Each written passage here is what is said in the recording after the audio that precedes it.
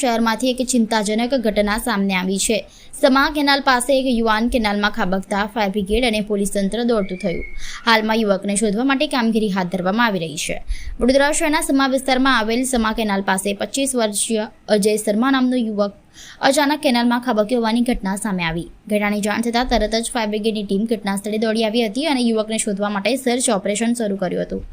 મળતી માહિતી મુજબ સાંજે અંદાજે 4 વાગ્યાના આસપાસ બે વ્યક્તિઓ સમા કેનાલ પાસે આવ્યા હતા અને તે દરમિયાન 25 વર્ષના યુવક અચાનક કેનાલમાં ખાબક્યો હોવાનું જાણવા મળ્યું। ઘટનાની જાણ થતાં સમા પોલીસ સ્ટેશનનો સ્ટાફ પણ તાત્કાલિક સ્થળ પર પહોંચી ગયો હતો અને સમગ્ર મામલે તપાસ હાથ ધરી છે। આ ઉપરાંત વોર્ડ નંબર 2ના કાઉન્સિલર પણ ઘટના સ્થળે પહોંચી ગયા હતા અને ફાયર બ્રિગેડની ટીમ સાથે રહી શોધખોળની કામગીરીમાં સહયોગ આપ્યો હતો। હાલમાં યુવકની શોધખોળ માટેના પ્રયાસો ચાલુ છે।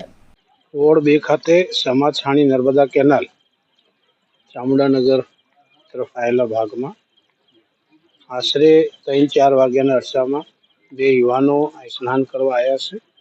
એમાંથી એક યુવાન પાણીમાં તરાઈ જવાના લીધે પરિવાર દ્વારા 5:30-6 વાગે ટેલિફોનની જાણ થઈ।